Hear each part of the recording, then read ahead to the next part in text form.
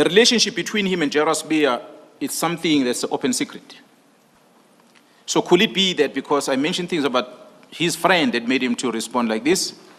I said, this Mr. Paul O'Sullivan is working in the security industry as a security industry person. He once worked at the airport in Johannesburg, and after that, he then opened his own company.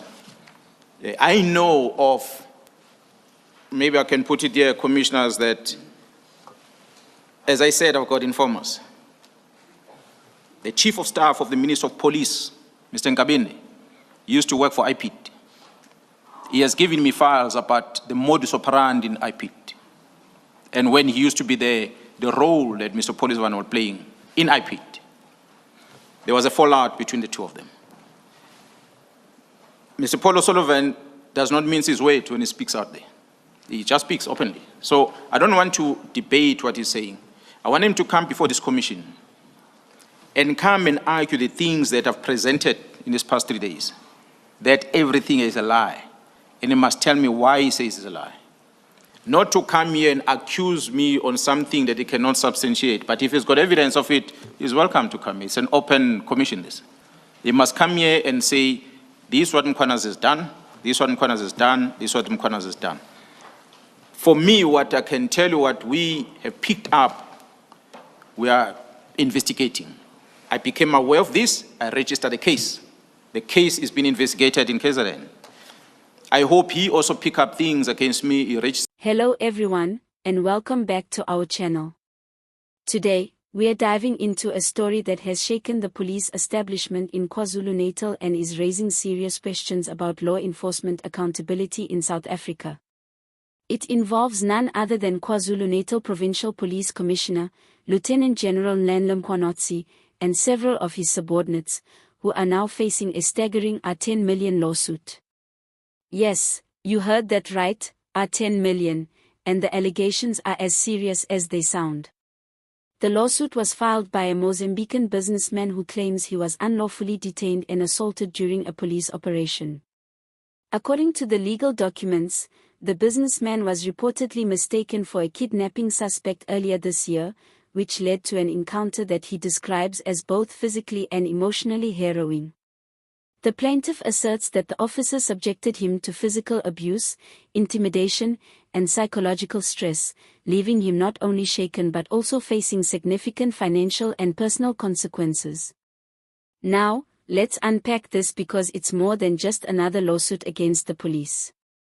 Mkhwanazi is not just any police officer, he is the head of the KwaZulu-Natal Police, a province that has long been in the spotlight for its crime rates and law enforcement challenges.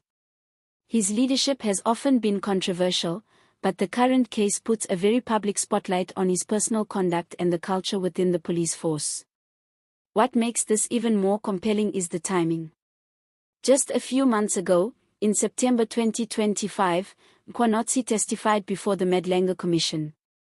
That was a high-profile commission investigating corruption and political interference within the South African criminal justice system.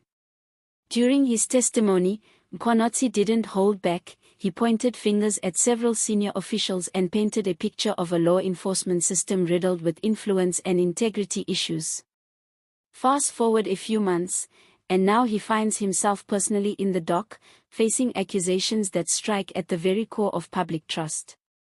Imagine the headlines: Top Cop Sued for R10 million. It sounds like the plot of a legal drama, but for ordinary South Africans, it's a serious reflection on the challenges in policing and accountability. The lawsuit alleges not just a simple case of mistaken identity but a systematic overreach of authority that left a foreign national feeling helpless and violated.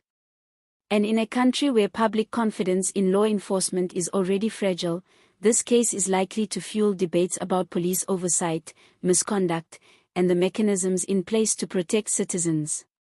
It's also worth noting the broader implications. If the court finds Mkhwanazi and his team liable, the R10 million payout would not just be a personal blow, it would reverberate throughout the police service.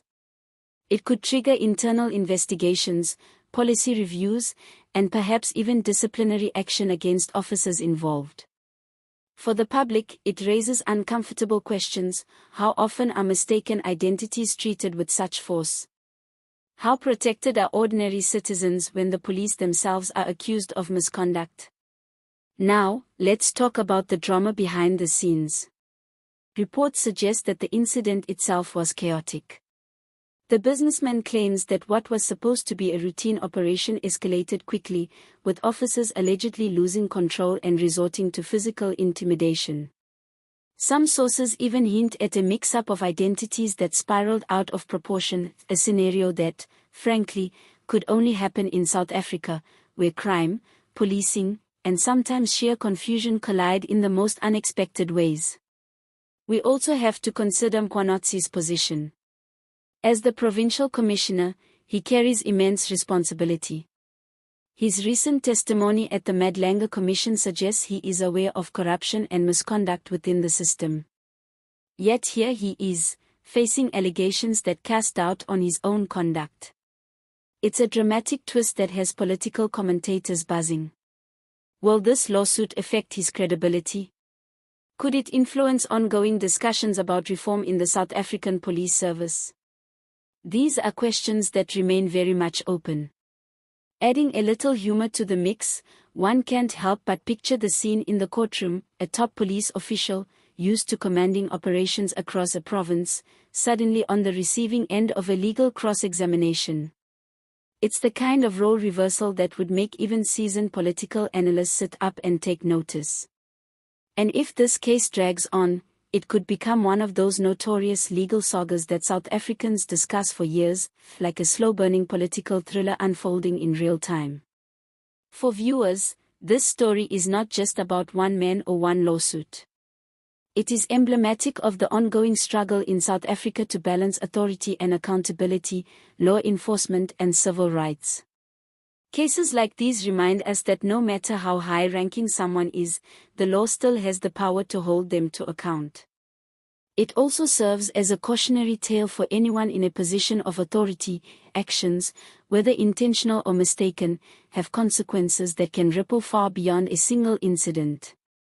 As the case progresses, we will be closely monitoring any updates.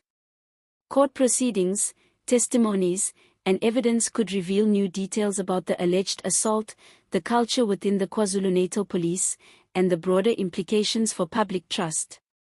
One thing is clear, this is a story that is far from over, and it will likely continue to dominate headlines and discussions for months to come. We want to hear from you. What do you think about this case? Should high-ranking police officials be held personally accountable for alleged misconduct by their subordinates? How much does public trust in the police matter when it comes to handling foreign nationals or vulnerable citizens? Can Mkhwanazi recover from this blow, or is his career permanently tainted? And finally, how can the South African Police Service ensure that incidents like this are avoided in the future? If you found this video insightful, don't forget to hit the like button, subscribe to our channel, and share your thoughts in the comments below. Your engagement helps us bring more detailed analysis of South African politics, law enforcement, and social issues directly to you. See you next time.